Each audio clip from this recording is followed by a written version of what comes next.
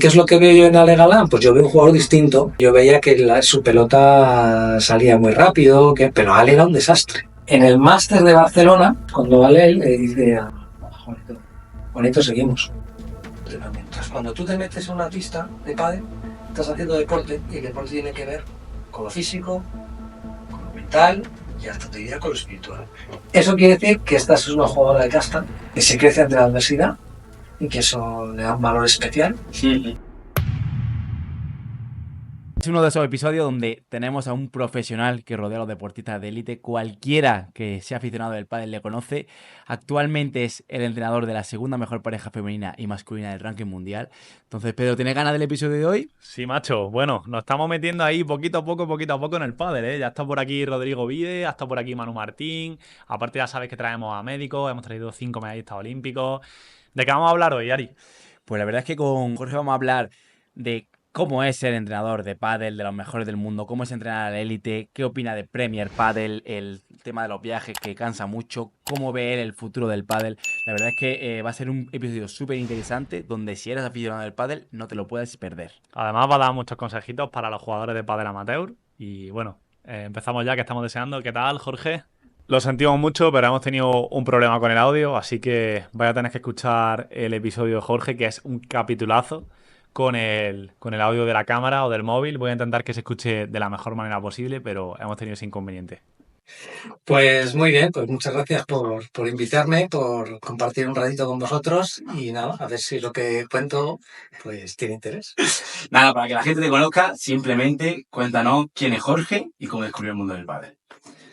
Bueno, pues yo en realidad soy como casi todos los de mi generación, vengo del tenis, ¿no? He jugado al tenis desde pequeño, he competido, he sido entrenador también y bueno, pues en un momento de mi vida apareció el pádel un poquito por casualidad, ¿no? Yo soy un club, el Club de Tenis Alameda, y mi padre era el presidente del club. Entonces había un huequecillo allí en las pistas, al lado de la pista de tenis, y mi padre viajaba mucho, y dijo, mira, he visto una cosa en Argentina que está funcionando muy bien y en este hueco vamos a meter esta pista, es una pista de pádel. No sabíamos nada. Y esos fueron mis primeros contactos con el pádel. De ahí, de esa pista, salieron luego jugadores muy interesantes y gente y amigos para toda la vida que además se han dedicado al pádel, ¿no? Entre ellos, pues David Morales, que es mi socio, mi compañero, mi amigo, y que somos del mismo club, pero mucha más gente. Y luego, cuando estaba en la Universidad Autónoma y llevaba allí la escuela y los equipos y tal, de tenis, pues que cuando no podíamos jugar al tenis, jugábamos al pádel en Somontes, cuando había nada, no teníamos ni palas. Y luego también tuve la suerte en ese momento de mi vida de coincidir con Pablo Semprún, que es y muy amigo mío, y que luego a la postre, aparte de ser un excelente tenista, pues ha sido un excelente número uno del pádel, ¿no? Y entonces, esos son mis primeros contactos con el pádel y mis primeros torneos cuando se jugaba el circuito Bifitter. Y a partir de ahí, pues mis primeros contactos con el entrenamiento de la mano de Pablo, que él ya destacaba y era muy bueno, en aquel momento jugaba con Alberto Rodríguez Piñón, y empezar a entrenar de una manera que no sabes, ¿no? Porque no conoces mucho el deporte, ¿no? Yo siempre digo que el pádel, lo más difícil del pádel es entender el deporte. Si lo entiendes, empiezas a jugar, pero tardas. ¿Cómo fue cuando empezaste a entrenar? O sea, ¿en qué momento te diste cuenta? Porque has comentado levemente que fuiste jugador, fuera de cámara he dicho jugador malo, seguramente no fuera tan malo, pero bueno, ¿en qué momento decidiste que quizá el camino a seguir era el de ser entrenador? Bueno, yo creo que me viene de vocación. Yo creo que soy bastante vocacional. Siempre me ha interesado cuando era jugador todo el tema de la técnica, era bastante observador, me gustaba entender el entrenamiento y luego me di cuenta que se me daba bien enseñar. No sé por qué, pero se me daba bien. Y a partir de ahí empecé a entrenar a enseñar en tenis, empecé a entrenar a tenis a jugadores ya buenos y descubrí el pádel, y el pádel al principio no me gustaba. Te digo, o sea, no, porque dije, "Bueno, este deporte es de coña, o sea, así, da la verja, da un pico, no sé qué, tal, y digo, esto es una chorrada, esto no hay quien no lo entendía". Y entonces, aparte, había una persona que adoro, que ya no está con nosotros, Salva, que era así, gordito, tal, no sé qué, tal, y me ganaba siempre. Y dije, "Esto es un deporte de mierda. O sea, no puede ser, yo estoy aquí atlético, tal, con mi pañuelo, tal, mi pelo largo, he hecho un fenómeno, y llega Isabel, me gana todas las veces, no entendía el deporte". Y a medida que fui jugando y lo fui entendiendo, me di cuenta que el pádel era un deporte maravilloso. Y cuanto más rascas y más investigas, te das cuenta que es un deporte que tiene una cantidad de aristas, como decimos nosotros, de piezas, de puzzles, que cuando las engranas, cuando consigues que funcionen todas, es una maravilla. Y además que es un deporte en el que está, yo te diría, si no todo, casi todo por investigar, ¿no? Ujú. Entonces a mí eso me enganchó absolutamente. Y fíjate que yo venía de un deporte individual, como era el tenis, y acabé en un deporte de equipo, de un equipo complicado, que luego, si queréis, lo hablamos. Pero bueno, digamos que ese fue mi camino al descubrimiento del pádel. Y entonces, ¿cuándo aparece M3? M3 aparece mucho después, hasta que llega M3. eh, Mi biografía es muy larga hasta que aparece M3, ¿eh? Antes de M3, por ejemplo, pues ya entiendo que sí tendrías parejas top a nivel Bueno, mundial. antes de M3, yo he sido seleccionador nacional, he sido director técnico de la Federación Española, he sido el director de fundación de la Fundación DAN, del Club de Padel DAN, y en ese periodo en el que yo ya estoy empezando a entrenar y a entrenar de una manera, digamos, distinta. Ahora hay muchas academias. Cuando yo empecé con mi idea de academia no existía ese concepto. El concepto del entrenamiento era un entrenamiento, un entrenador, una pareja o un par de jugadores, Ujú, ujú. pero no un concepto más global como el que nosotros entendemos que se puede entrenar el pádel, partiendo de la premisa que es un deporte de equipo. Si es un deporte de equipo, me parecía que entrenar de una forma grupal, sin desatender, por supuesto, las peculiaridades y la forma individual de cada uno y los refuerzos individuales, me parecía que era una forma que enriquecía mucho más el entrenamiento. Mm. Todo lo que tiene que ver con el equipo tiene que ver con el grupo y tiene que ver con muchas cosas, con la convivencia, ¿no? Claro. Con los distintos ritmos, niveles, estados de ánimo, y eso, si convives en equipo, me parece que enriquece a la hora de una pareja que tenga que enfrentarse con otro. Entonces, esa fue mi visión de cómo habría que entrenar. Ahora sí hay academias, ¿no? Ahora todo el mundo tiene una Todo el mundo en la academia, academia hay cada vez hablen más. ¿sabes? Pero en aquel momento, cuando fraguamos la idea de M3, y mi forma de entrenar antes de que apareciera M3 ya era una forma grupal, ¿no? Yo tenía un grupo de competición en la finca. Yo trabajé en el RIB de la finca durante 12 años, Ujú. llevando la sección de pádel. Y os digo que, o sea, he trabajado en muchos sitios, he entrenado mucho porque soy muy viejo. Ya tengo unos cuantos No años, lo pero pareces, ¿eh, Jorge? no, estoy fenomenal, pero tengo 59 castañas. Entonces, estoy desde los inicios del pádel hasta ahora. Entonces, puede que haya gente que conozca la etapa de M3, pero M3 es consecuencia de muchos años, de mucho trabajo, de mucho ensayo y error, hasta que llegas a esto. Y M3 surge eh, por la inquietud, por la curiosidad, por las ganas de abrir nuevas expectativas y nuevos caminos de tres locos, que son David Morales, la primera M, Miguel Matía, la segunda M, y Jorge Martínez, la tercera M. ¿Vale? De ahí surge M3. ¿Va enfocado a una metodología de entrenamiento basada en niños o más bien en adultos? O sea, una educación que va desde pequeño hasta grande y así conseguir, por ejemplo, sacar buenas parejas. Sí, la idea es que hay un concepto que es el que se emplea desde que entras hasta que puedes salir de la academia. O sea, tú puedes hacer toda tu carrera profesional dentro de la academia. Pero el concepto es muy sencillo. Eh, Tiene que ver mucho más con aprender el juego que con aprender la técnica. Nosotros decimos que vamos del juego a la técnica. ¿Y por qué? Porque yo me di cuenta que a mí me enseñaron al revés. Cuando yo jugaba al tenis, me enseñaban muy bien la técnica, yo tenía muy buena técnica y no sabía jugar al tenis. Ujú. Entonces llegaba a los partidos y me ganaban siempre.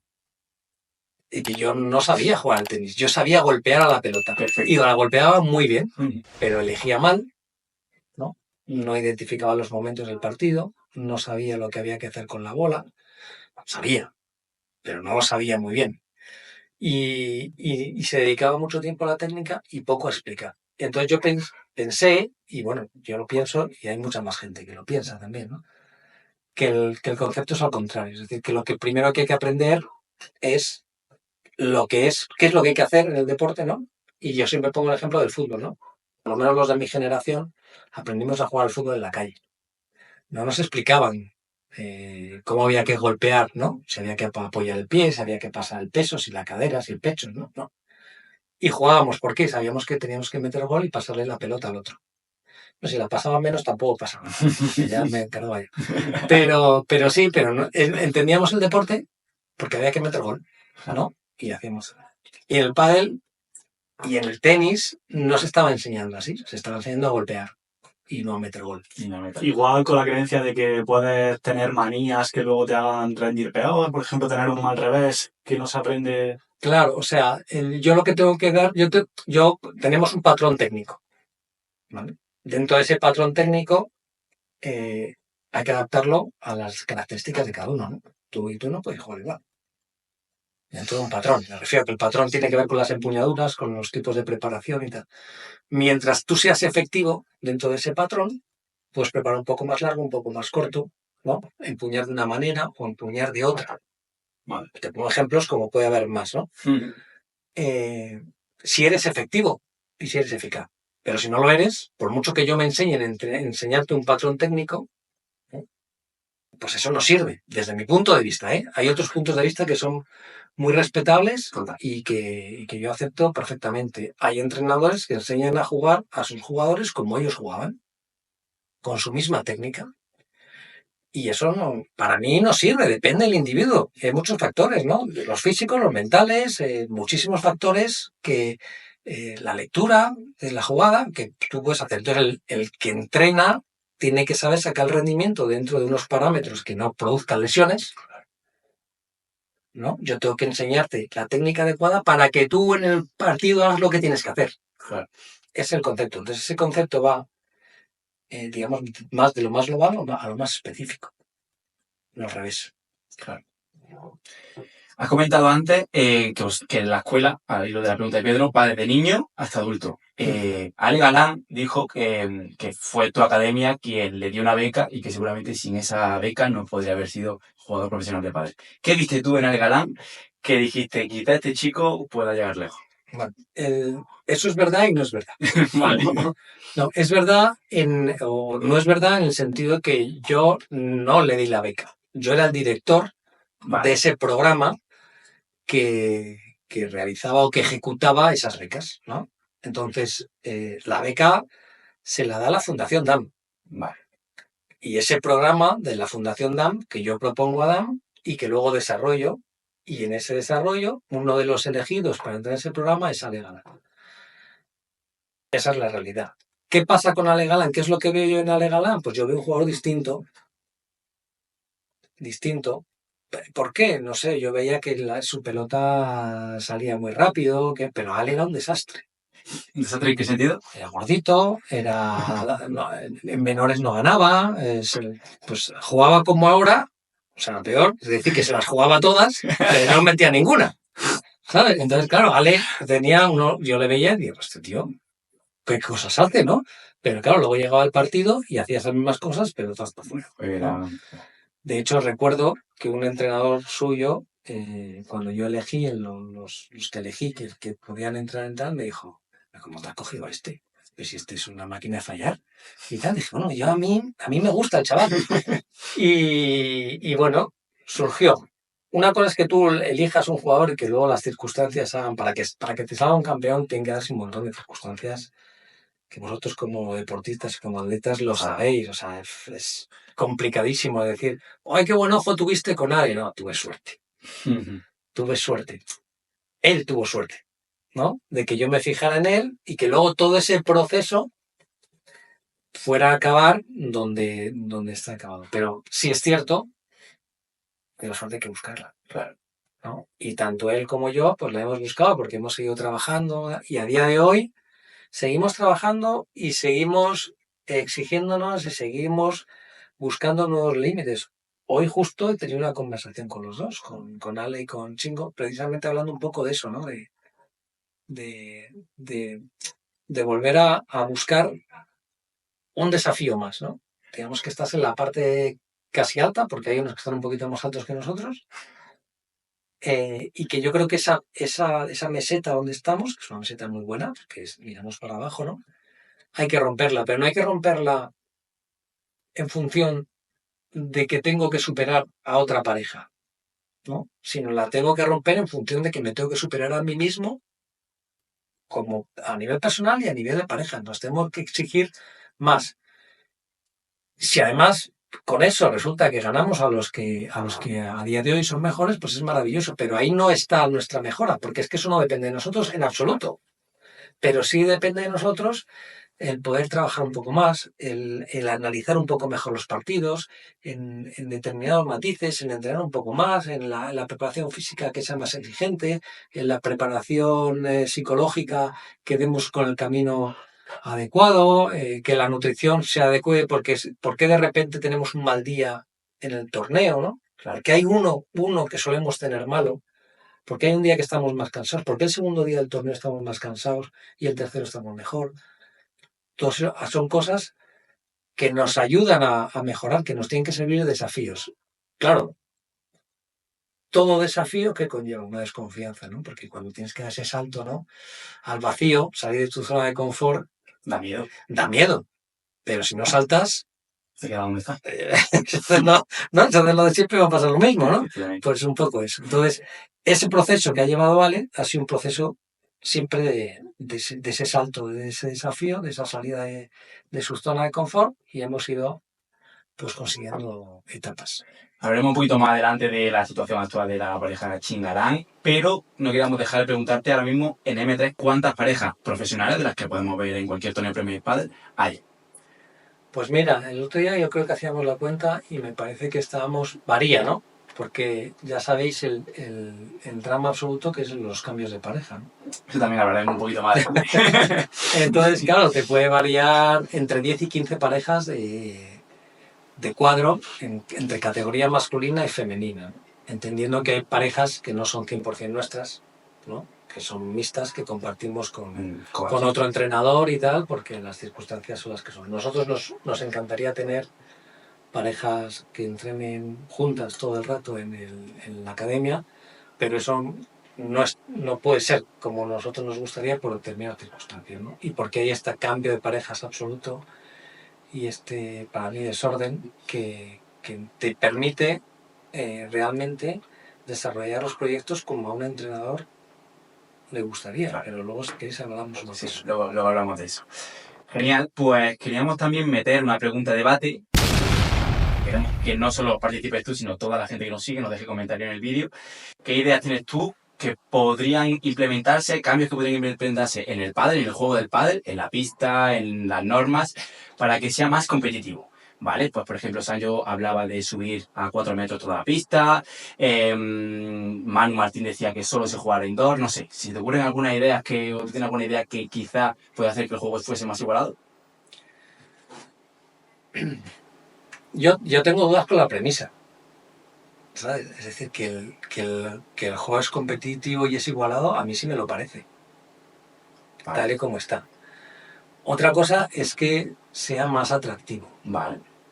¿vale? Y que sea más vendible. Porque necesitamos que esto se pueda vender para que las televisiones lo cojan, para que los jugadores ganen más dinero, para que los patrocinadores les guste. A mí me parece que el punto de oro es atractivo, Vale. es muy atractivo. Me parece también que incluso se podría quitar el tercer set y hacer un super tiebreak, Sí, como en doble de tenis. por ejemplo. Te digo porque eso, para mí van a ganar los mismos. O sea, con punto de oro y sin punto de oro se ha demostrado que ganan los mismos, que son los que compiten mejor. ¿No? Es que eso es así, es una realidad. ¿Que puede dar más sorpresas y más cambios? Pues bienvenido, ¿no? Eso sería que fuera más competitivo porque hay más posibilidad de que los mejores no ganen siempre, pues ya tenemos una forma de que consideremos que sea más competitivo. Pero a mí es que eso me parece más atractivo para el espectador y sobre todo para la televisión. Aunque si eres un purista del deporte, pues a lo mejor prefieres no que sea 5 sets. Claro.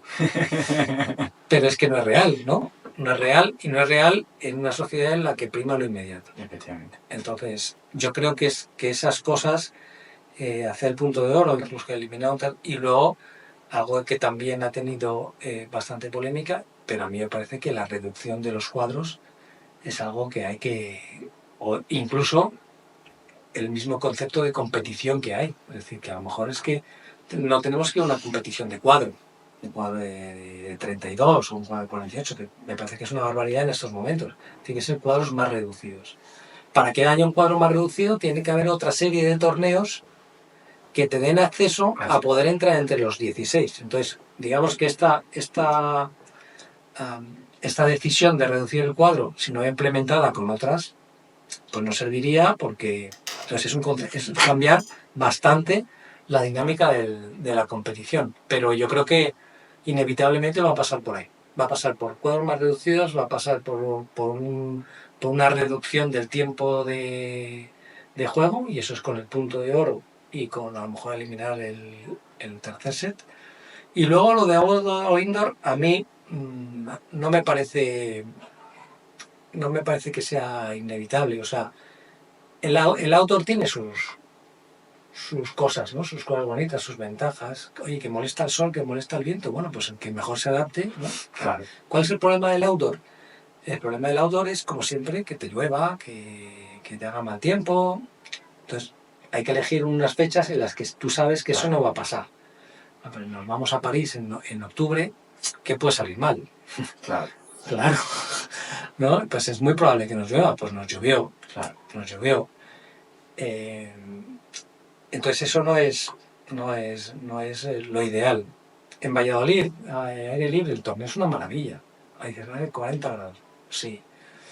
En Génova, aire libre, el torneo fue muy bonito, en un entorno precioso y tal. También hacía mucho calor. Bueno, eso no es lo ideal para el jugador, pero me parece que el outdoor le da otra dimensión, otra variable que vuelve a hacerlo más competitivo. Es decir, si siempre jugamos en indoor con la misma bola, con las mismas condiciones, probablemente habrá unas parejas que salgan beneficiadas y otras perjudicadas por lo mismo, ¿no? Entonces, a mí el outdoor no me parece mal. Ahora, si me dices, Jorge, ¿tú harías un club outdoor? Digo, no, porque yo como negocio no quiero un club outdoor, porque el indoor, y cuando juegas en indoor juegas mejor que en outdoor, sí, juego mejor porque la bola no se mueve, por la temperatura es constante, porque no hay malos bots. Yo prefiero jugar en indoor. Si me preguntas a mí qué es lo que prefiero, yo prefiero jugar. Ahora, en concepto global de competición, que haya outdoor y indoor, no me parece mal. Ahora, tal y como está esta competición, que prácticamente todos los medios sean en outdoor, pues me parece que eso habría que pensarlo, ¿no? Pero claro, ¿dónde hacemos los medios? En Qatar, que tiene una instalación tremenda outdoor, en Roma, en París. Claro. Escenarios Yo brutales. sí, claro. Escenarios brutales. Claro. Pues ahí queda eso y que la gente comente también lo que opina Jorge y lo que opinan ellos. Bueno, antes nos has comentado cuando venías que tienes un estilo de vida que tienes muy poco tiempo libre, así que te agradecemos por supuesto que hayas venido. Y te queríamos preguntar qué es lo más difícil de ser entrenador, porque imagino que viajes, tenéis como 16 torneos en Premier Padel, ¿no? Al año, en diferentes países, tenéis muchísimos viajes. ¿Qué es lo más difícil para ti de ser entrenador? Sí, tenemos más. Más. Tenemos más. Estamos alrededor de 22 torneos. Eso sin contar los de segundo nivel, digamos los FIP y tal, que también podríamos viajar, a lo mejor con parejas que no entran en los cuadros principales. Pero para eso yo tengo mi equipo, que eso sí que viajan a todos los torneos, ¿no? Nosotros viajamos más a estos que tú dices. El estilo de vida es difícil porque tienes que compaginar sobre todo con la familia. Y eso es complicado. Yo tengo 2 hijos y al final pasamos muchos días fuera. Y eso lo notan ellos y lo noto yo.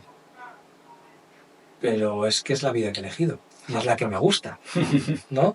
Y soy un afortunado de poderme dedicar a esto. Es decir, cuando yo entiendo cuando los deportistas se quejan de que tienen muchos torneos. Lo entiendo y que la exigencia física y tal. Pero también hay que ver que efectivamente que uno hace lo que le gusta, ¿no? Que es lo que ha elegido hacer y que, bueno, y tiene pues ciertas dificultades como la tienen otros trabajos. Ahora, ¿que se puede arreglar el calendario? Yo creo que sí. Que si hay que cambiar digamos, el reglamento para poder elegir a los torneos a los que van y que no te penalicen no jugar a determinado torneo. Es decir, que hay que hacer un divisor menor. O sea, tú no puedes hacer sobre 22. O sea, 22 sobre 23, porque te obliga a jugar todos. Los que son de mayor categoría, los que son menor y tal. Si quieres luchar por el número 1, tienes que jugar todo. Y si la lías en uno, te tienes que ir a jugar un FIP, uno de menor, para que los puntos que ganen compensen lo que has perdido. Entonces te obliga a jugar prácticamente todas las semanas. Y eso es mucho. Entonces lo que hay que hacer es cambiar ese divisor y hacer donde tú elijas un número de torneos que puedas elegir jugar. Y tienes que cumplir un mínimo. Puede ser 12, o 8, o 10, depende. Eso hay que estudiarlo. Pero lo que no puede ser 22. Eso hay que cambiarlo. Y eso es fundamental para el jugador y para planificar las temporadas. Para poder elegir, para hacer los momentos de descanso, los puntos de forma, todo eso hay que intentarlo, ¿no? Hay que intentar mejorarlo. En cuanto a lo que me preguntabas de mi forma de vida, pues sí, viajo mucho, estoy poco en casa. En la academia no se resiente tanto porque yo tengo un equipo muy potente. Ahí estuvimos reunidos. Pues tenemos 30 entrenadores. ¡Wow! Es una pasada, ¿eh? Qué pasada. Tenemos un responsable de la academia, tenemos un responsable de lo que hemos llamado la academia itinerante, que es los que viajan a los torneos, tenemos un responsable de escuela, tenemos un director técnico, ¿sabes? Entonces, y luego tenemos toda la parte administrativa. ¿Sabes? Eso también hay trabajo ahí. que es fundamental, que dan apoyo a todo esto, porque si no, los viajes, las facturas, los cobros, las altas, las bajas, todo eso es súper importante, le da soporte a todo esto. Que yo pueda estar hoy aquí con vosotros es porque tengo 3 entrenadores que están haciendo el entrenamiento de las 2 de la tarde. Claro. Cuando yo viajo a un torneo, mi director de la academia está en la academia, entrenando con los que pierden y vuelven. No hay un jugador que no esté un día sin entrenar. Entonces, digamos que tanto viaje a mí no me afecta en lo que tiene que ver con la academia porque tengo equipo. ¿Vale? Entonces ahí estoy tranquilo. Has dicho que a ti te encanta lo que haces y has sido entrenador pues de una de las, quizás de las mejores parejas de la historia del pádel, que es LeBron y Galán. Es verdad que ahora mismo ya se separaron a principio de año, a principio de temporada, pero te queríamos preguntar de esa etapa, ¿cuál es el mejor recuerdo que tienes de esos años? Bueno, pues tengo muy buenos recuerdos, ¿no? De Galán y LeBron, desde el inicio que... es que claro, hay que remontarse. Remóntate. Hay que remontarse. Es que yo tenía a Galán y a LeBron en la academia. Cuando Galán sale empieza a salir de Fundación DAM y empieza a la parte más profesional de los entrenamientos, en ese momento también tengo a LeBron. LeBron ya era jugador de cuadro, Galán era jugador de Premier. Y convivían en el entrenamiento, ¿no? Luego Galán empezó a destacar un poco más y se igualó con Juanito. Entonces hubo una época en la que los dos jugaban separados, pero siempre había la cosa de que podrían llegar a jugar juntos, ¿no? Bueno, cuando se dan las circunstancias y tal, luego hay ese periodo en que LeBron se va de la academia, ¿vale? Y vuelve cuando va a jugar con Galán. Entonces, claro, y es que yo los conozco a los dos desde tienen De toda la vida. toda la vida. O sea, me hablaron de menores de tal, acabaron lo mismo. Entonces, es que tengo muchos recuerdos juntos y separados. Juntos y separados. Si nos vamos justo a la época en la que han sido número uno, pues hombre, hay torneos muy importantes. No te diría, es que para mí hay algunos torneos que son más importantes, pero porque tienen que ver con ellos y con las gemelas, Sí, la famosa gemela. ¿no? Que las gemelas también han sido número uno, otro año número uno, tal. Yo he estado trabajando 10 años con ellas, Claro. que no sé si habrá un trío tan longevo, El padre. ¿no? También es cierto que son hermanas y es más fácil que ¿no? Que se lleven bien, claro. No, se llevan fatal. Que son, claro, son hermanas. Se dicen de todo, se adoran, pero se dicen de todo. Pero es más decir que se separen, ¿no? Me refiero a eso.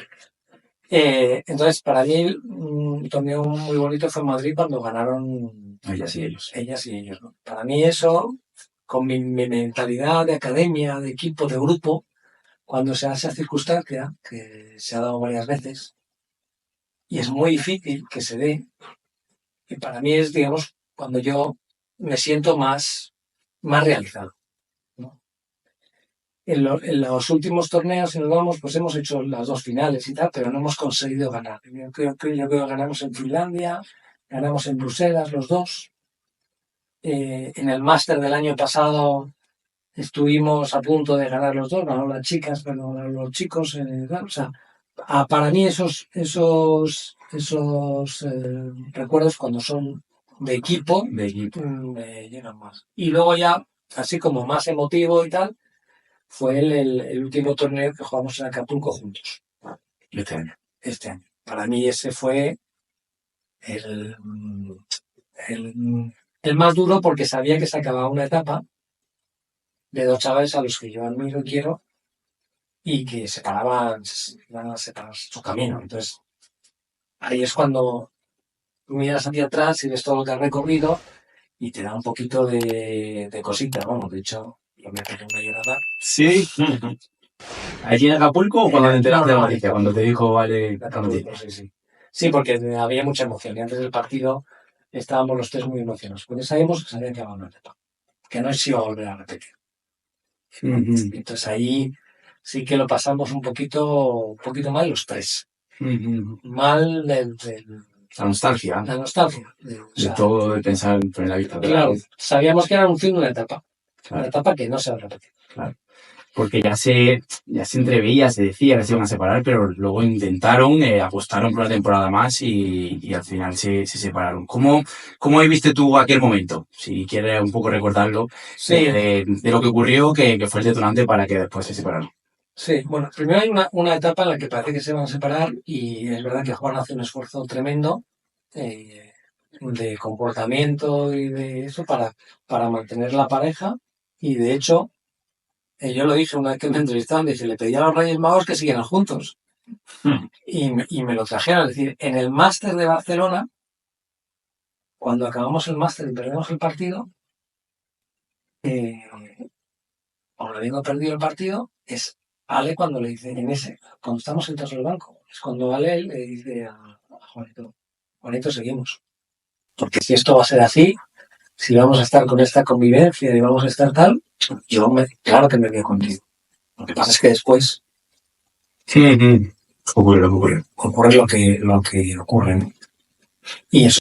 También hicimos un trabajo muy potente tanto con Icía Eraña como con Óscar Loreto, ¿no? Los psicólogos de Galán y de Juan respectivamente.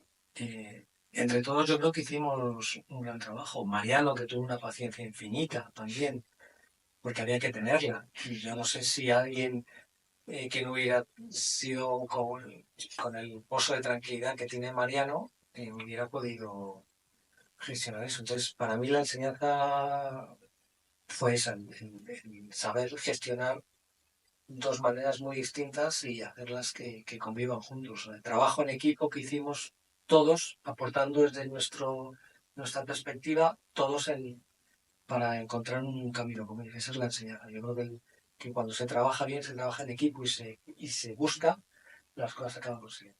Y han salido vídeos, quizá que haya ahora, una vez que está la otra pareja, un poco de tensión. ¿Tú eso cómo lo estás viviendo? Tú que los quieres tanto a los dos, que has vivido tanto con ellos, ¿cómo estás viviendo esa segunda etapa, esa etapa post-pareja? Bueno, pues con un poco de pena. Con un poco de pena, porque yo creo que no están actuando bien. Ya no me voy a meter más si es en uno o en otro o en tal, porque eso yo lo veo con pena. Con pena porque al final son dos deportistas que no se han hecho ningún mal en uno al otro.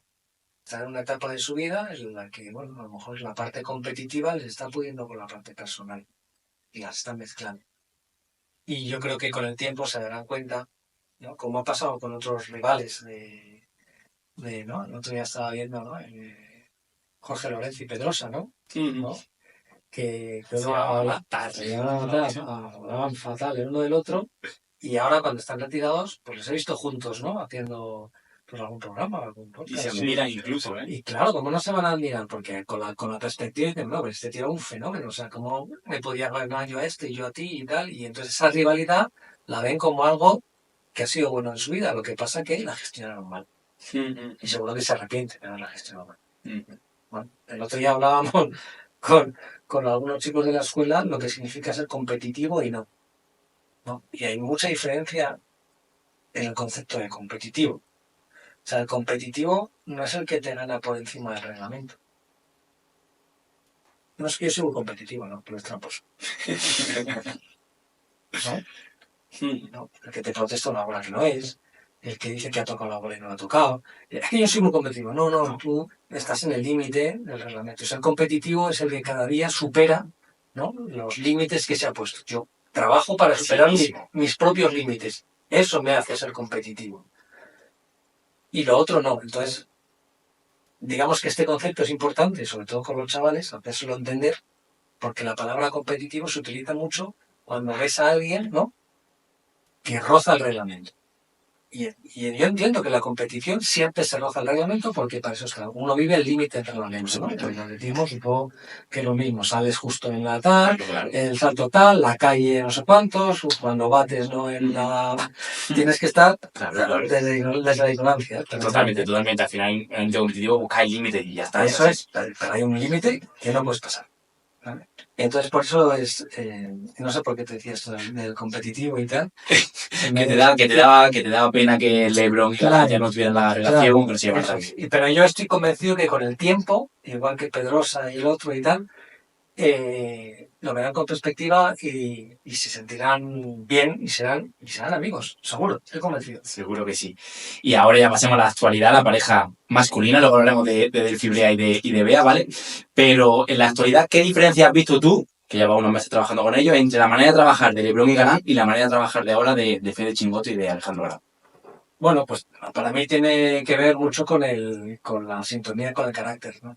En el caso de Chingoto, es que es una sonrisa.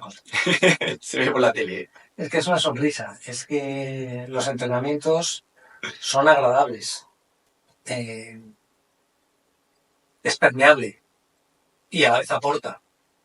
Entonces eso para un entrenador es maravilloso. Es decir, tener un jugador en el que te escucha y te dice, pues esto sí. Y me dice... El Chingoto tiene una cosa que es muy buena, que siempre te dice que sí, nunca te dice que no. A todo te dice que sí. Y te dice que sí, y luego él te da su punto de vista y te aporta y te lo matiza. Y eso es maravilloso para un entrenador, ¿no? Claro. Porque ve que es permeable y que además te ayuda en tu trabajo. El trabajo del entrenador no es un trabajo de dictar, ¿no?, de imponer. Es un trabajo colaborativo, ¿no? No se puede hacer sin la ayuda del jugador, que es el que siente lo que tú propones. Tú propones determinadas cosas, ves, analizas, dices, pues mira, esta jugada tenemos que hacer por aquí, por acá.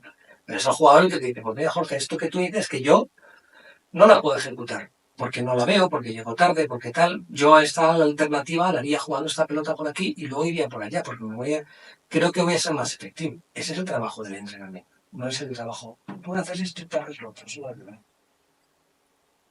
Obviamente tienes que dirigir y marcar, claro, ¿no? Y si tú crees, estás convencido, tienes que exigir a ese jugador para que tome esas decisiones tácticas, ¿no? Porque las técnicas sí son más claras, ¿no? Cuando hay que mejorar técnicamente, mira, esto es así, este es el vídeo, esto es el videoanálisis que hacemos. Y lo trabajamos. Y lo trabajamos y lo vamos a conseguir porque además lo vamos a hacer en una situación cerrada en donde no vas a tener que tomar demasiadas decisiones y lo vas a clavar. Y luego cuando abramos la situación, habrá más posibilidades de que lo comes. La técnica es esa. La táctica es más versátil. Pero la diferencia con que tú me comentabas es que en el caso de Chingoto es más sencillo. ¿Vale? En la otra forma costaba más hacer cambios y aquí cuesta menos. ¿Cómo he conseguido que Chingoto, siendo tan pequeñito, se haga tan gigante la pista y llegue a sufrir a los mastodontes que tiene delante? Bueno, yo creo que eso tiene que ver con las decisiones tácticas que él toma en pista. ¿Vale? Él selecciona bien los tiros, se coloca bien, es rápido y tiene otras virtudes. Entonces, había una época en la que le encontrábamos la vuelta. Ahora no. Ahora no estamos encontrando la vuelta. Ahora yo creo que Arturo está jugando muy bien. Yo creo que es el que más ha mejorado de los cuatro. Y nos está costando encontrarle la vuelta. Pero sí es cierto que en aquel momento teníamos una fórmula que nos iba bien y que pasaba mucho por cómo Chingoto elegía los momentos de tirar el globo y bloquear y cómo cuando Arturo le apretaba o bien le esquivaba, pues le golpeaba fuerte y ganábamos muchos más puntos de los que perdíamos. También te digo que estos partidos están en muy pequeños Claro, matices, es un pequeño matiz que al que final. yo creo que ellos nos están ganando ahora y nos están ganando muy bien, están jugando en un gran momento, pero que hay momentos en que se puede dar la vuelta al partido, ¿no? Yo creo que en Valladolid estuvimos muy cerca, muy cerca, no faltó nada, una pelota, así que te digo que en París nos pegaron un repaso y bueno. Y Madrid, que estuve yo tuve la suerte de la pista. En Madrid, el segundo set estuvo cerca también. Claro, sin jugar bien. Por eso te digo que incluso sin jugar bien, el segundo set, en el tiebreak, aguantamos hasta el tiebreak, que era vamos a competirlo hasta el final, vamos a darle la vuelta. Y hay una pelota ahí que para el 2-0 del tiebreak que tiene Chingo entregada, la tira fuera, que yo creo que si nos ponemos 2-0 en el tiebreak y tal, y un poquito de ventaja, podríamos dar la vuelta al set por lo menos, ¿no? Ya no sé si el partido, pero... Una cosa que me alucina, y esto también se lo voy a Rafa Nadal, es que se acuerdan de todas las bolas, o sea, los jugadores. Y tú como entrenador, Rafa Nadal lo decía, en el torneo este tal hubo una bola que no sé qué, y luego la bola era exactamente como él lo recordaba. Tú también lo estás diciendo, o sea, recuerdas la bola que típica del tie break, del 2-0 que podría haber sido. Me parece que eso refleja lo metido que están en el partido. Claro, pero eso te pasa a ti también. Seguro tú recordarás todas las competiciones que has hecho, el día, el viento que te hacía. Sí, pero me alucina mucho, que son tantas bolas, tantas variables, tantas circunstancias, de verdad que es una cosa que me alucina de la deporte de pelota. Sí, es que tienes que estar, es verdad que estás muy metido. O sea, en mi caso, por ejemplo, yo no me doy cuenta si estoy en un estadio de 5.000, de 200 o de 100.000 personas. Te juro que no soy consciente. O sea, a lo mejor soy consciente al principio, ¿no? Cuando salgo a la pista y veo la grada, o el otro día pues eso, en la Fichaterie, en París, sales, ves la pista, Estaba casi llena, estaba casi llena, y yo decía, bueno, esto es impresionante. ¿No? O sea, en Roma, tal, en el Wizzing. O sea, esto es impresionante. O sea, llega un momento que te haces un pequeño, te sientes un poco pequeñito allí, ¿no? Pero una vez que empieza la competición, te olvidas. Total. pero absolutamente. Absolutamente. Vale, hemos hablado un poco que quizá Coello y Tapio están dando un poquito más ahora en los últimos torneos. Antes del parón de verano, van 5-4, si no recuerdo mal, para Chingoto Galán. ¿Qué ha cambiado en verano? ¿O qué ha cambiado los torneos posteriores de verano para que eso se haya dado la vuelta y los 3 últimos torneos se hayan decantado por la parte contraria? Bueno, si yo tuviera una idea clara, no sabría, ¿no? No hubiese pasado. No estaríamos como estamos, está claro. No lo sé, y eso lo sabéis vosotros igual que yo. El deporte tiene unas variables que uno no puede controlar. Ojalá, ¿no? Si los entrenadores pudiéramos controlar todas las variables, los deportistas, pues no habría sorpresa, ¿no? Son muchas cosas y tal. Seguro que ellos han mejorado en algunas cosas. Nosotros yo creo que también hemos mejorado, pero no hemos sido capaces de realizarlas, de llevarlas a la pista. Luego tiene que ver mucho la parte psicológica, me parece, la parte mental. Me parece que ellos, cuando ganan un partido que para ellos es importante, les da un plus de confianza que nosotros teníamos antes, y a nosotros nos puede la ansiedad. Desde mi punto de vista, hay un momento en Madrid, hay una gran ansiedad por querer hacerlo bien, por poder ganar y por poder enfocarnos mal, pensando que el número uno podría estar a nuestro alcance, y entonces empiezas a pensar en lo que no tienes que pensar, ¿no? Y eso yo creo que nos ha afectado. Y cuando se nos va un partido y no jugamos bien y el siguiente se nos va, es como que ya hay dudas, claro. Hay dudas. Y las dudas que tenían ellos nos las han pasado a nosotros. Y ahora estamos en el proceso de intentar hacerles dudar a ellos. Por el camino, hay que ganar 4 partidos o 3 partidos que son muy difíciles. Claro, y en el tiempo. Que es que se nos olvida. ¿Sabes? Que hay que ganar 3 parejas. Que ojo. Pero no, iban allí a ganar también, Y claro. van allí a ganar y nada. O sea, no, es que llevamos 13 finales, ¿no? Este 13 finales es una locura. Es una barbaridad. Es una locura. Ganes o pierdas. Es una barbaridad. Es todas las semanas, todos los domingos, a trabajar. Es bastante. Trabajo todos los domingos, ¿no? Bueno, me voy a contar, es una tontura, pero me hace gracia porque hay uno de los realizadores de Premiere, Nuno, un fenómeno, dice los domingos de Martínez. Porque antes había una cosa que decía, bueno, los viernes son de Lamperti y tal, no sé qué, ¿no? Pero en Lamperti estaba, hay fiesta, Lamperti es de Lamperti, estaba siempre los viernes, ¿no? Y muchas veces el sábado y algunas el domingo. Pero los viernes siempre estaba Lamperti, ¿no? Entonces los viernes Lamperti. Y entonces con ese chiste, ¿no? Pues me decía, los domingos de Martínez. Pues, y es que es verdad, y es que, bueno, puede ser de Martínez y alguno más, ¿no? Lo que pasa es que como los otros entrenadores se van rotando un poco, ¿no? Pues no están todos los domingos, pero yo me chupo todos los domingos. Todos los domingos. Masculino y femenino. Masculino muchas veces, ¿no? Entonces, eso tiene un mérito tremendo que yo entiendo que solo se ve el enfrentamiento entre ellos dos. Pero llegará un momento en que probablemente no estemos en la final. Porque es que los otros, y además como no lo hagan, van cambiando de pareja y van afinando y es muy difícil hacer lo que están haciendo esos chicos, es una locura. Entonces también ponerlo en valor, que bueno, que ellos nos están ganando más, pero que les estamos compitiendo todo el rato. Te quería preguntar cómo es tu plantilla de trabajo cuando viajas. O sea, ¿qué llevas? ¿Nutricionista, psicólogo? ¿Cómo es tu staff? Vale, el staff lo tiene cada jugador. Cada jugador tiene su fisio, su preparador físico y su nutricionista, que obviamente el nutricionista no viaja. Vale. El preparador físico suele viajar, ¿vale? Y el fisio también. Sí es cierto que hay jugadores que comparten preparador físico. Entonces, en un preparador físico, pues a lo mejor está con Chingo, está con Gemma, ¿no? Depende. Entonces, eso también es más llevadero, ¿no? Porque pueden asumirlo más, ¿no? Y en el tema del fisio, pues también suele pasar, ¿no? Comparten fisio, entonces hay fisios durante el torneo, ¿no? Que están para atenderle y tal, pero digamos que estos jugadores suelen llevar ya su propio fisio que les conoce mejor, que están más al dedillo y tal, Me tratan siempre y que no son una descarga o un tratamiento puntual que te pueden hacer en un momento, ¿no? Sino que les conocen perfectamente. Entonces normalmente viaja el preparador físico y el fisio.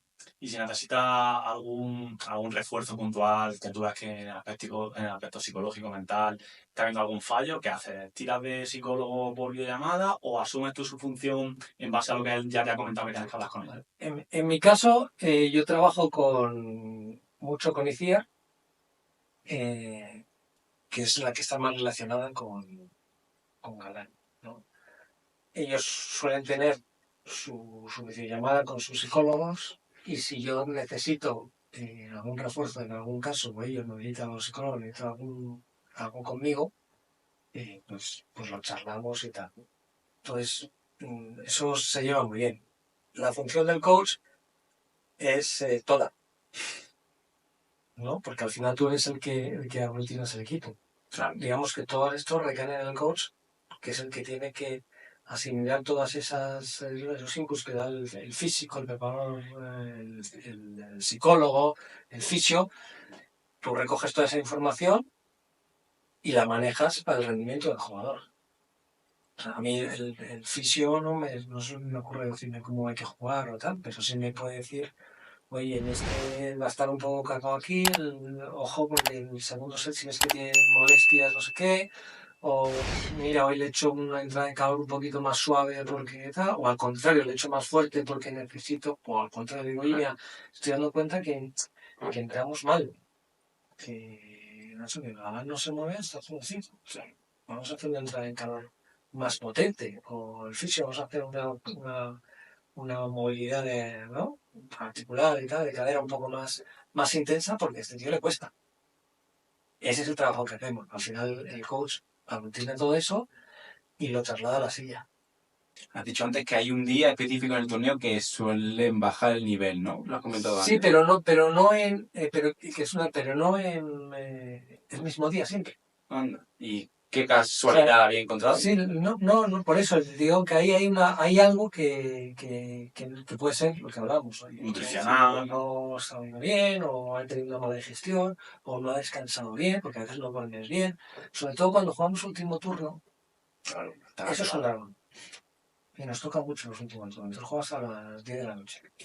Ya no duerme. Pues está nervioso y... Claro, entonces, y a lo mejor al día siguiente vuelves a jugar, pero vuelves a jugar tarde. Entonces, al final vas acumulando días en los que el descanso no es y los biorritmos no son los adecuados.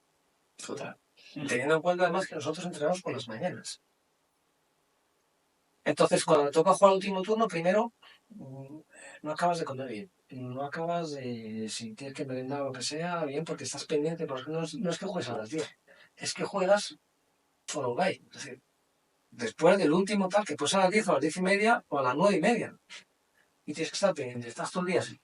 Sí, me parece muy complicado eso, ¿eh? No saber la hora específica que va a competir me parece bastante complicado. Y luego cuando acabas, pues estás con la adrenalina aquí, con el sistema nervioso no tienes altísimo, tienes que ir al fisio, a recuperar, tienes que cenar, tienes que dormir, y a lo mejor se acuestan a las 3 de la mañana, a las 4, que empiezan a dormir.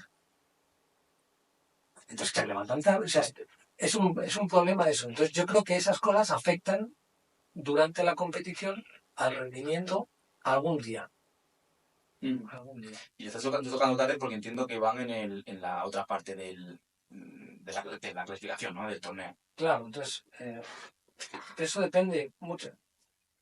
Vamos a ver, esto lo decide el juez árbitro, Vale. ¿vale? Quién es el que hace el horario, y el juez árbitro muchas veces está condicionado por el promotor.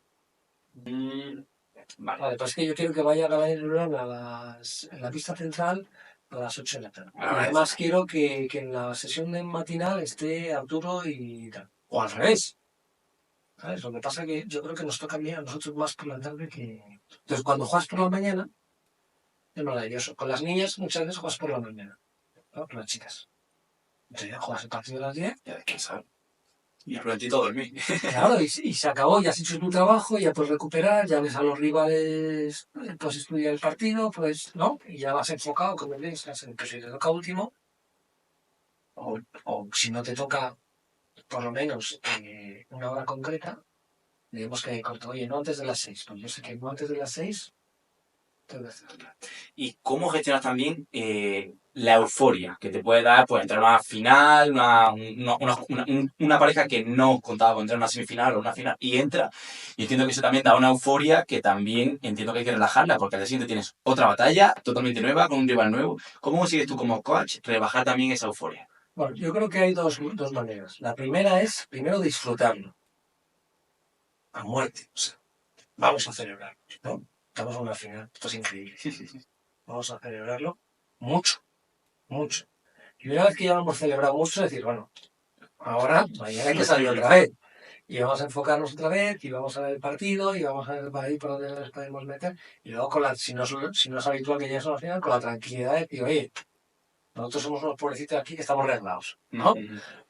A ver si les damos la sorpresa y tal, y entonces rebajamos un poco las expectativas, Vale. y las colocamos en una posición en la que todo lo que sea, a partir de ahí sea positivo. Es decir, que no llegue a una final y me haga pequeño porque estoy en una pista central en la final que no me esperaba nadie y tal.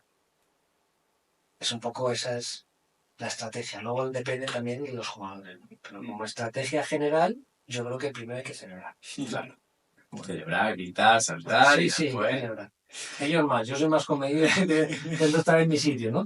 Oye, pues tienes después otro partido, Jorge, sí que no te da tiempo para celebrar. Pero ellos tienen que celebrar mucho. Vale, perfecto. Hablemos ya de la pareja femenina también, que ya hemos hablado mucho de Chingoto y Galán. ¿Cómo está ahora mismo Bea, después de la lesión de Madrid? Pues está bien, estoy contento. Yo creo que el trabajo que ha hecho Fran Minaya ha sido buenísimo para recuperar una cicatriz que ya se había roto, que era bastante complejo.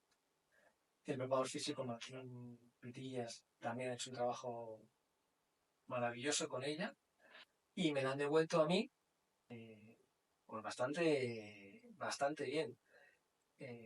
Yo con ella lo que he hecho durante este periodo es hacerla que trabaje con su cabeza, con su mente, o sea, que visualice, que esté apagada, que visualice.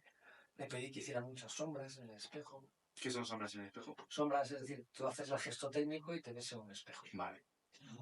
Si tengo que hacer un movimiento de volea o tal, cuando estás en mucho tiempo inactivo, vale, puedes visualizar. Es difícil, pero si lo ves, te estás viendo, pues incluso pues mejorando la técnica y el cerebro sigue trabajando, ¿no?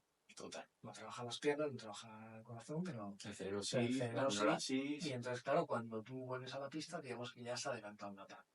Entonces, es lo que yo le pedí a Bea, que lo ha hecho, y que me escribía, me queda, oye, he hecho esto y lo otro y tal. Y está muy concienciado. Entonces, yo creo que esa ha sido mi parte, que ha sido una parte muy pequeña, pero la parte que han hecho tanto Fran como Martín me parece que ha sido clave para que esté en una situación, yo creo que óptima para poder competir en el Mundial. Sí. Y en Dubái. Bueno, yo creo que va a poder competir. Hoy hemos entrenado con Delphi también.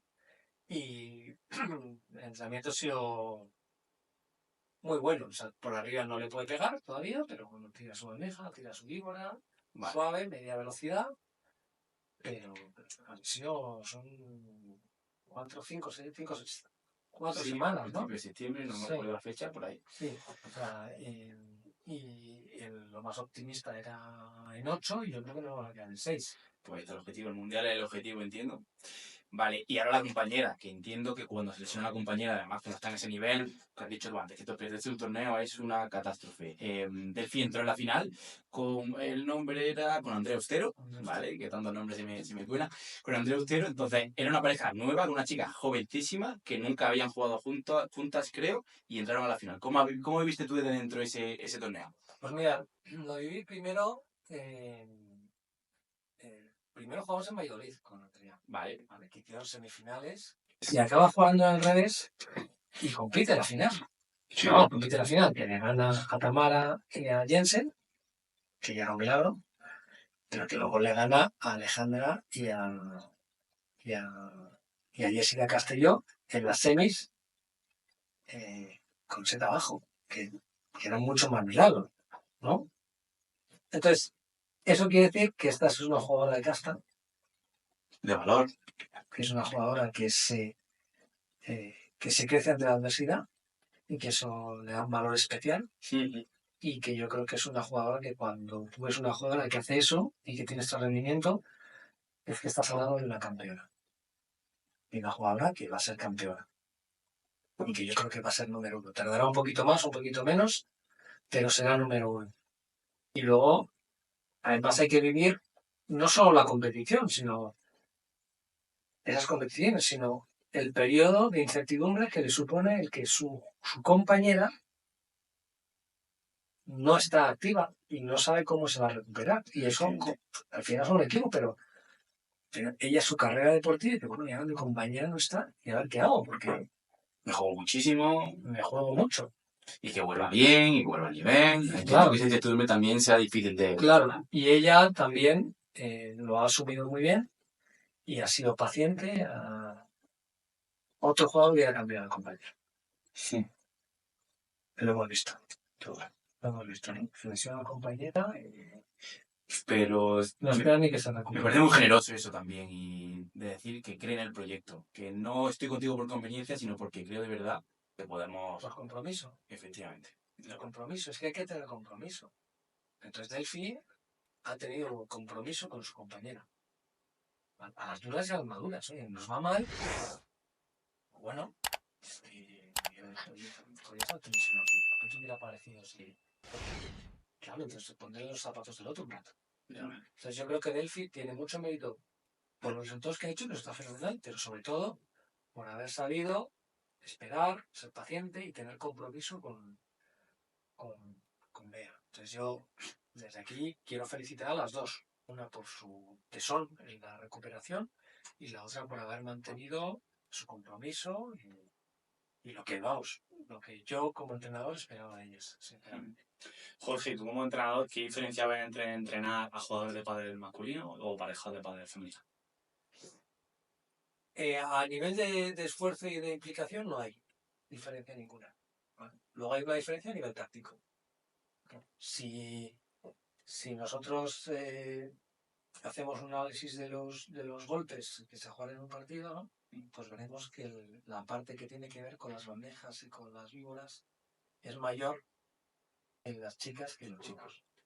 ¿Eso qué quiere decir? Quiere decir que los hombres tienen más capacidad de definición, por eso se juegan menos globos. Entonces, si yo sé esto, mi forma de plantear los partidos sin enseñar, ¿no? Es diferente, ¿no? Porque el recurso del globo me permite tener un globo que, aún no siendo muy bueno, me permite seguir jugando. En el caso de los hombres, Como país de un globo, está claro, acabado. claro, entonces hay que seleccionar mejor el globo, hay que jugar un poquito más por abajo en el caso de los hombres, y en el caso de las chicas tengo un poquito más de margen. Y lo mismo, como no puedo decidir arriba, tengo que buscar unas herramientas que me permitan llegar a una definición del punto con una alternativa distinta de la de los hombres. Ya solo con esa parte, ¿no? Te planteas una forma de entrenar y de actuar hacia los partidos distinta. Que sea distinta, no quiere decir que sea lo mejor, pero que es distinta, ¿vale? Y es apasionante las dos, porque son dos caminos diferentes en los que tienes que sacar el máximo rendimiento de cada uno. El otro día en comentarios, en el capítulo de Manu Martín, nos ponían que los jugadores amateurs deberían aprender más de las mujeres que de los hombres. ¿Estás de acuerdo con esto? Sí, sí, estoy de acuerdo, porque de hecho me parece que es más trasladable al amateur lo que pasa en un partido femenino. Sí, estoy absolutamente de acuerdo. Y muchas veces es para el aficionado, a veces es más atractivo verlo en la televisión porque lo entiende mejor. Ver a Galán y a Coello es estratosférico, o sea, es decir, es otro deporte, y es verdad, es decir, esto es otro deporte. Total.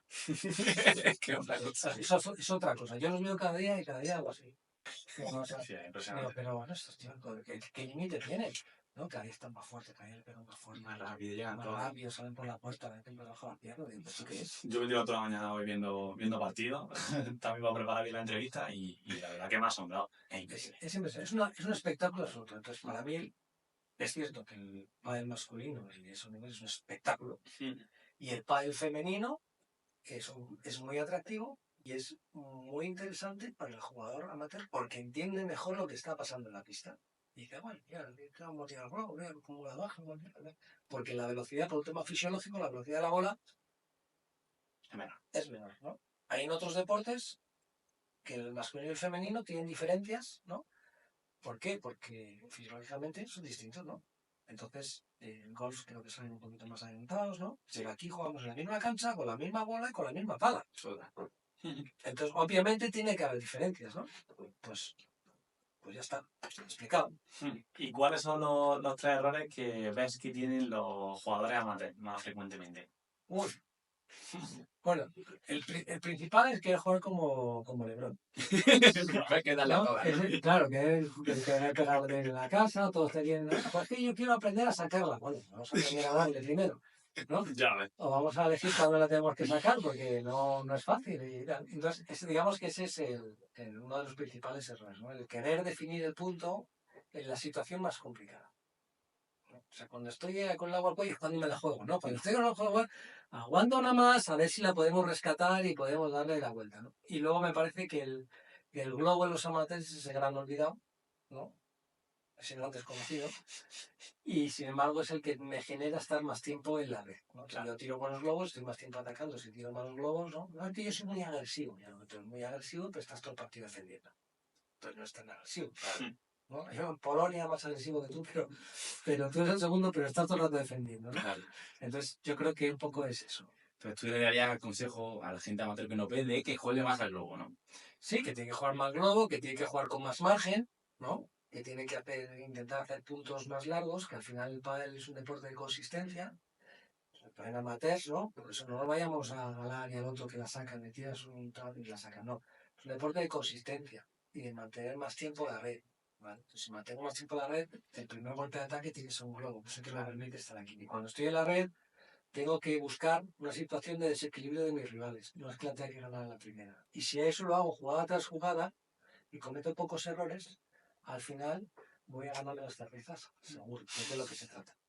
Ahí queda eso, chicos. Sí, uno de los mejores entrenadores del mundo da ese consejo. Ya. Si no ganáis ya, ¿por qué no queréis? ¿Eh?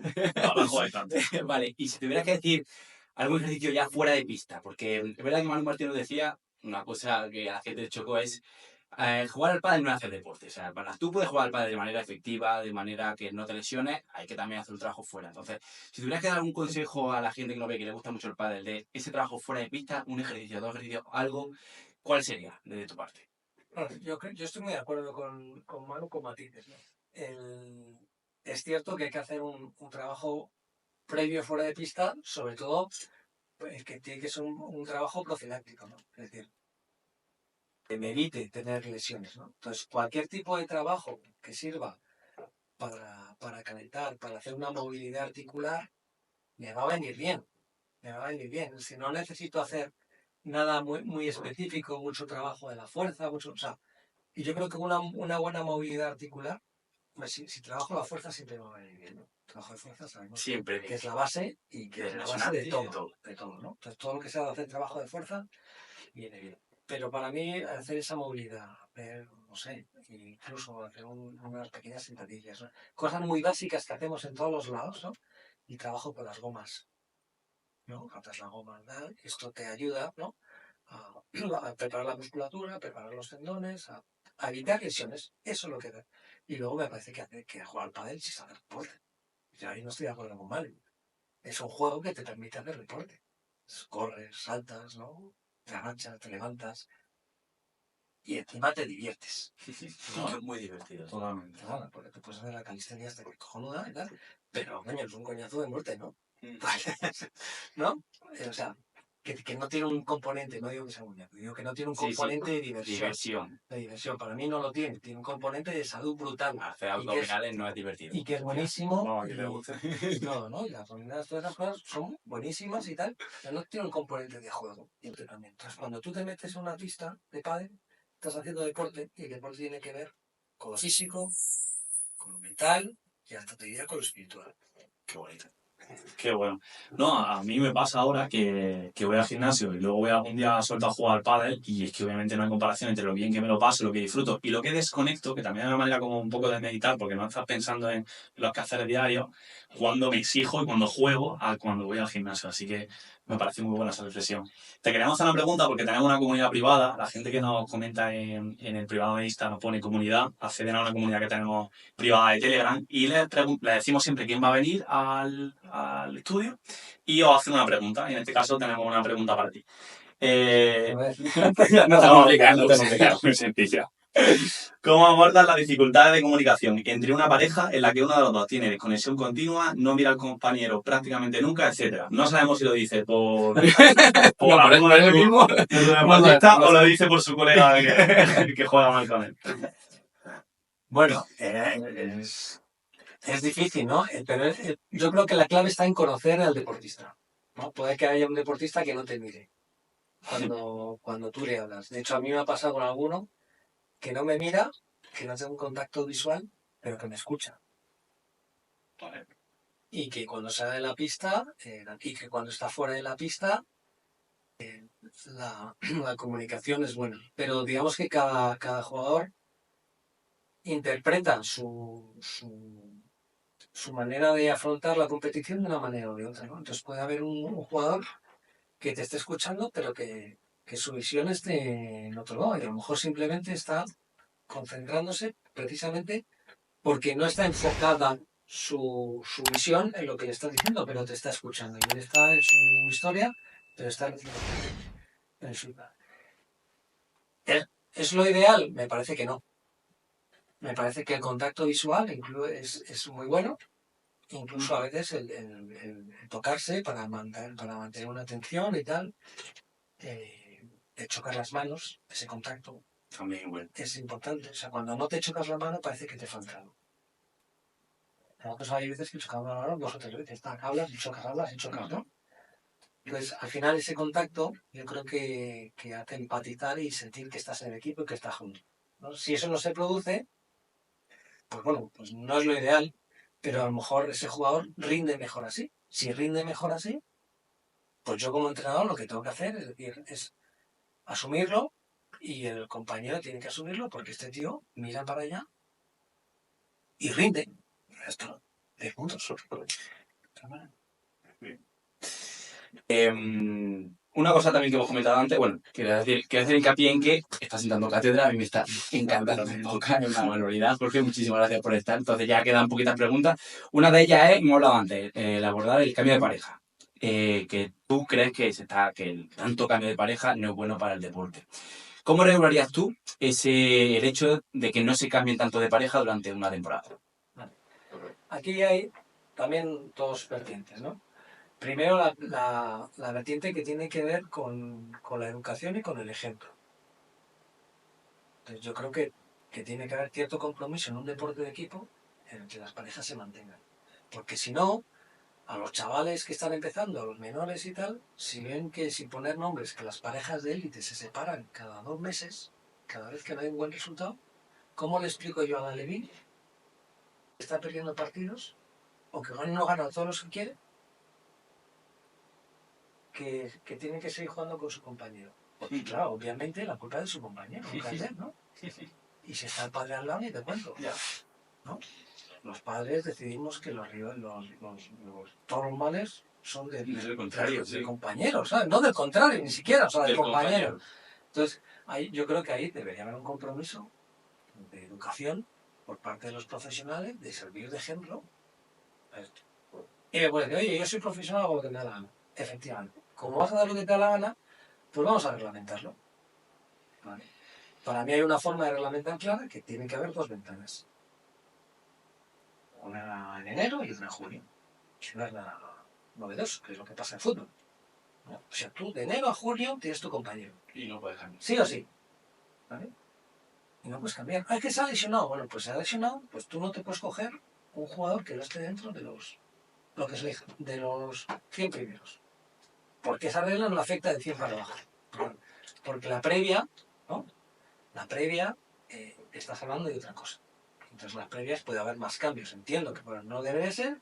Y si estos no cambian, los de las previas cambiarán menos porque entenderán que el proyecto es lo que manda, que el trabajo a largo plazo es el que da réditos. ¿Vale? Lo entenderán porque los de arriba lo hacen. Y los de abajo lo harán y los niños lo harán. Pero si los de arriba cambian cada 2 semanas, es imposible. Entonces, como es tu vida y haces tú con tu... pues vamos a reglamentarlo. Entonces, eso me parece una fórmula.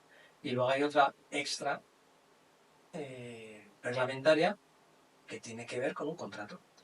Yo juego contigo, venga, y firmamos un contrato de 6 meses o de 1 año mínimo. Y si tú lo rompes, pagas. Y ya verás cómo se rompería.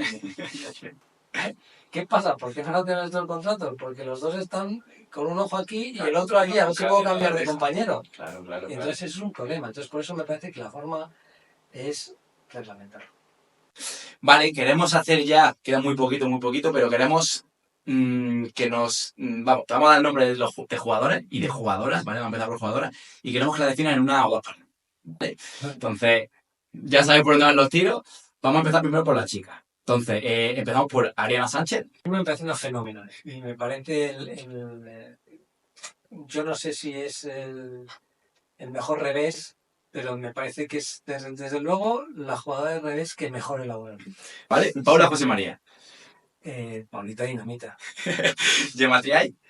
Gemma Triay es, yo te diría que es la más talentosa y la capacidad de definición.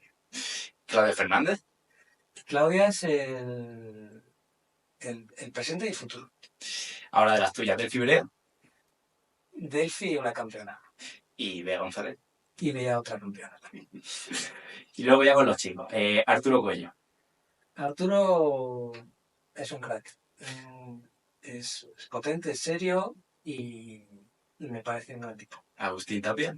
Talento, Juan Lebrón. carácter, Martín Dineno. perseverancia, El tan amado Paquito Navarro. espectáculo, Fernando Velasteguín. historia, Ale Galán. fuerza y talento, Y Fede Chingoto. alegría y te diría y ambición. Pues ahí queda eso. Qué guay. Pues ya para acabar, lo primero, ¿cómo ves a España de cara al Mundial? ¿Crees que puede ganar, revalidar el título? En la categoría femenina seguro. Vale. Yo creo que hay, salvo Hecatombe, va a ganar. Y la masculina está muy abierto.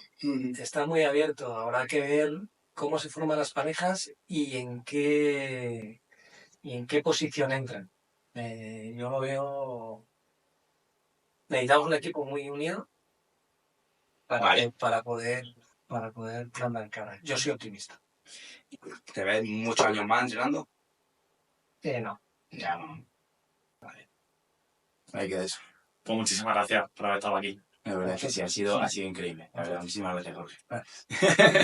La foto, que ya la tenemos. Ah, es verdad, La foto. Todos los invitados nos firman, nos hacen, si quieres poner una dedicatoria, algo para Vida de Élite y la firma. Es potente, es serio y me parece un gran tipo. Agustín Tapia. Talento, Juan Lebrón. carácter, Martín Dineno. perseverancia, El tan amado Paquito Navarro. espectáculo, Fernando Velasteguín. historia, Ale Galán.